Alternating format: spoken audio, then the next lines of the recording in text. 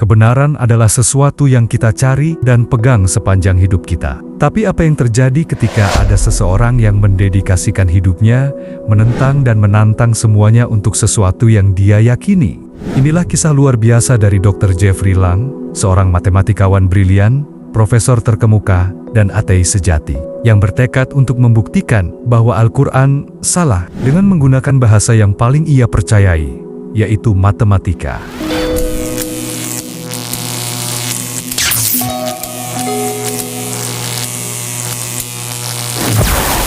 Cambridge, Massachusetts, tahun 1980-an. Di sebuah perpustakaan universitas yang tenang, seorang profesor muda duduk sendirian, dikelilingi tumpukan buku dan kertas. Namanya adalah Jeffrey Lang. Sebagai bintang yang tengah bersinar di dunia matematika, dia hanya mempercayai apa yang dapat dibuktikan melalui rumus, persamaan, dan logika.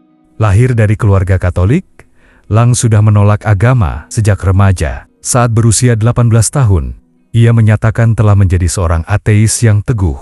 Bagi Lang, agama hanyalah takhayul, sebuah penopang bagi orang-orang yang lemah pikiran. Namun, pada suatu malam yang tak biasa, sebuah teks berbahasa Arab tergeletak di atas mejanya. Teks yang kelak akan menjadi tantangan terbesar dalam hidupnya, sekaligus merupakan penyelamat yang tak terduga. Apa yang membuat seorang pria yang telah mendedikasikan hidupnya untuk logika, tiba-tiba mulai meragukan segala yang ia percayai? Ada pola-pola matematika yang tersembunyi dalam teks kuno yang mampu mengguncang pikiran seorang akademisi skeptis. Dan mengapa kisah ini telah disembunyikan dari banyak orang di Barat? Jawabannya mungkin akan mengejutkan Anda. Berawal dari sebuah tantangan sederhana yang tak bisa ditolak oleh Dr. Lang. Dimulai dengan sebuah percakapan yang akan mengubah hidupnya selamanya. Saat mengajar di Universitas Kansas, Dr. Lang terlibat dalam sebuah debat panas dengan seorang mahasiswa Muslim yang mengajukan klaim yang luar biasa bahwa Al-Quran mengandung keistimewaan yang tak dapat disangkal. Mahasiswa itu mengklaim bahwa Al-Quran menyimpan pola-pola matematika yang tak bisa dijelaskan oleh penulisan manusia. Lang, yang terkenal skeptis, langsung mengejek gagasan tersebut. Sebagai seorang matematikawan, dia sudah terbiasa mendengar berbagai klaim pseudosaintifik tentang pola-pola ilahi.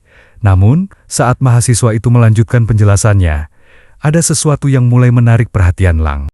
Al-Quran, kata mahasiswa itu, menjaga keseimbangan numerik yang sempurna, sesuatu yang mustahil diciptakan secara sengaja oleh seorang penulis dari abad ke-7. Rasa ingin tahu ilmiah Lang mulai terpicu, meskipun keraguannya tetap kokoh. "Bawakan saya buku itu," katanya, merasa yakin bahwa dia bisa membongkar apa yang disebut-sebut sebagai matematika ilahi, sebagai kebetulan belaka, atau data yang dipilih-pilih. Namun, dia tak tahu bahwa tantangan ini akan membawanya pada sebuah penemuan luar biasa yang tak pernah bisa diprediksi oleh rumus matematika apapun. Ketika mahasiswa itu membawakan terjemahan Al-Quran dalam bahasa Inggris, Lang menyambutnya dengan pandangan dingin dan penuh perhitungan ala seorang matematikawan. Dia tidak peduli dengan ajaran yang terkandung di dalamnya. Fokusnya hanya pada satu hal: membuktikan bahwa apa yang disebut sebagai mukjizat, matematika dalam Al-Quran hanyalah statistik yang dipilih dengan selektif. Dengan pena di tangan dan kepercayaan diri yang hampir mencapai arogansi, Dr. Lang memulai analisanya, yakin bahwa sains pasti akan mengalahkan takhayul. Dia mulai dengan pendekatan metodis yang sama seperti yang ia gunakan dalam riset matematikanya. Lang memerlukan data dasar, gambaran statistik dari teks itu sendiri. Dia memulai dengan menghitung kata-kata sederhana, mengharapkan distribusi acak, seperti yang umumnya ditemukan dalam karya yang ditulis manusia. Namun, pola-pola yang mulai dia temukan justru membuatnya semakin bingung. Kata hari dalam bahasa Arab muncul persis 365 kali dalam Al-Quran, angka yang sama dengan jumlah hari dalam setahun. Menarik, pikirnya. Tapi mungkin kebetulan. Dia pun melanjutkan penelitiannya. Kata bulan muncul tepat 12 kali, sama dengan jumlah bulan dalam setahun. Kebetulan lagi? Ya, mungkin saja. Namun, semakin dalam dia menggali, semakin kompleks pola-pola itu menjadi petunjuk. Kata-kata dengan makna yang berlawanan muncul dengan keseimbangan yang mencolok. Hidup dan mati masing-masing muncul tepat 145 kali.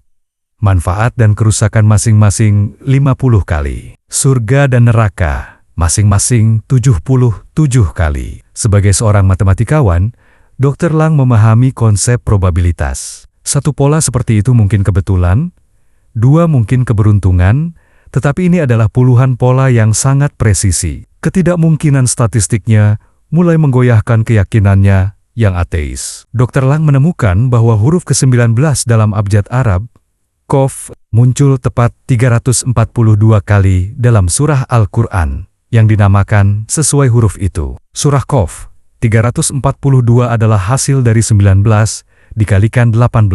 Wahyu pertama Al-Quran, surah Al-Alaq, terdiri tepat dari 19 ayat, dan mengandung tepat 285 huruf. Hasil dari 19 dikalikan 15. Ayat pertama Al-Quran, Bismillahirrahmanirrahim, mengandung tepat 19 huruf Arab. Kata Allah muncul dalam seluruh Al-Quran tepat 2698 kali, yaitu 19 dikalikan 142. Bagi Dr. Lang, temuan-temuan ini semakin sulit untuk dianggap sebagai kebetulan belaka. Ketelitian matematis yang luar biasa ini sangat mencengangkan, terutama untuk sebuah teks dari abad ke-7 yang disampaikan oleh seseorang yang bahkan tidak bisa membaca atau menulis. Seiring penelitiannya semakin mendalam, Dr. Lang mulai merasakan fondasi ateismenya retak di bawah beban bukti-bukti matematis yang tak terbantahkan.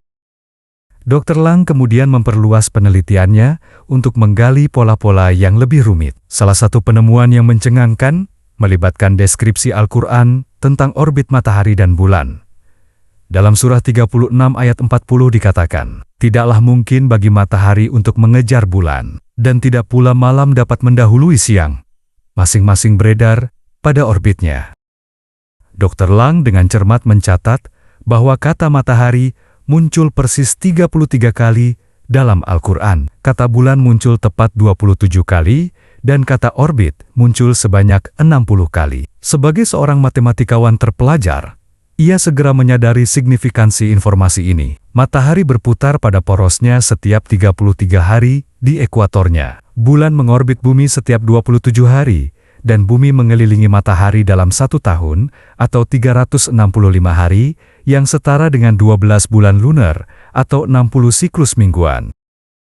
Bagaimana mungkin sebuah teks yang ditulis pada abad ke-7 mengandung informasi astronomi seakurat ini, yang tersandi dalam frekuensi penggunaan kata yang sangat presisi? Probabilitas terjadinya semua ini apabila secara kebetulan hampir mustahil. Kemudian datanglah analisis struktural yang semakin memperkuat rasa takjubnya. Al-Quran terdiri dari 114 surah, yang merupakan hasil dari 19 dikalikan 6. Jumlah total ayat dalam Al-Quran adalah 6.236, yang merupakan hasil dari 19 dikalikan 328. Surah tengah Al-Quran adalah surah Al-Hadid, yang berarti besi, yang merupakan surah ke-57. Secara mengejutkan, kata besi dalam bahasa Arab muncul tepat 19 kali dalam Al-Quran.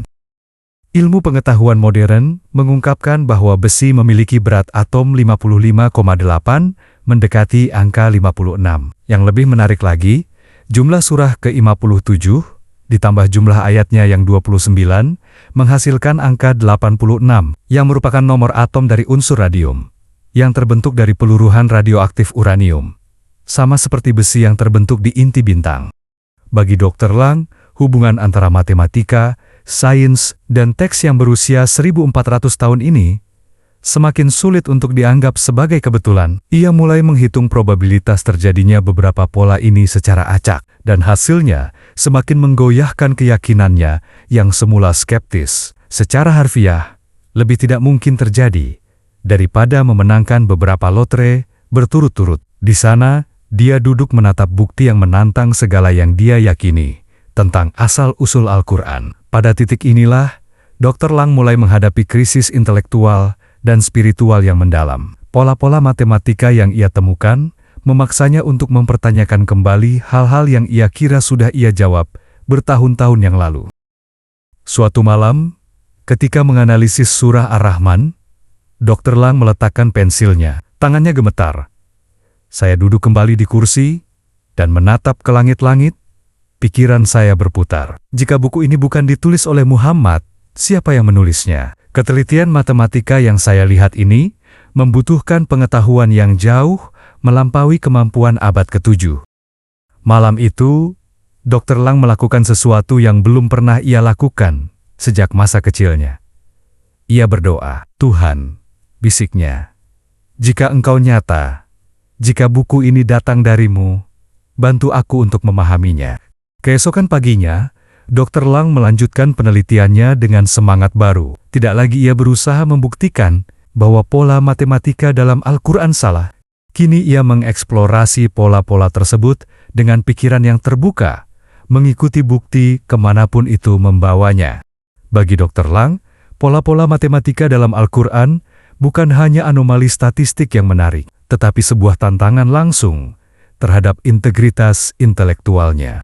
Dapatkah ia, sebagai matematikawan dan pencari kebenaran, mengabaikan bukti hanya karena itu mengarah pada kesimpulan yang sebelumnya ia tolak? Pertanyaan ini terus menghantuinya selama berminggu-minggu saat ia menemukan lebih banyak struktur matematika dalam teks kuno itu. Al-Quran mengandung pengetahuan yang melampaui kemampuan manusia pada abad ke-7. Rasanya seperti menemukan kode komputer canggih yang tersembunyi dalam sebuah manuskrip kuno. Pada suatu pagi musim semi di tahun 1982, setelah berbulan-bulan menganalisis dan melakukan pencarian batin, Dr. Jeffrey Lang akhirnya membuat keputusan besar. Ia memeluk Islam. Matematikawan yang awalnya berniat untuk membuktikan bahwa Al-Quran salah, justru malah diyakinkan oleh Al-Quran itu sendiri. Bukan karena daya tarik emosional atau tekanan budaya, tetapi melalui bahasa yang paling ia percayai, yaitu matematika. Pada awalnya saya datang untuk menantang Al-Quran dengan matematika, tetapi matematika justru membawa saya kepada Al-Quran. Sekarang, Dr. Jeffrey Lang adalah seorang profesor matematika yang dihormati di Universitas Kansas. Ia telah menulis berbagai buku tentang perjalanan spiritualnya yang telah menginspirasi banyak orang untuk mengikuti jalur penemuannya. Dalam kuliah-kuliahnya di seluruh dunia, Dr. Lang sering mengingatkan audiensnya bahwa mukjizat matematis Al-Quran bukan dirancang untuk mengkonversi para matematikawan. Pola-pola tersebut sengaja diletakkan sebagai tanda-tanda bagi mereka yang mau melihat. Pola-pola itu membawa saya kepada Al-Quran. Saya menemukan di dalamnya jawaban untuk pertanyaan-pertanyaan yang bahkan belum saya pikirkan untuk ditanyakan.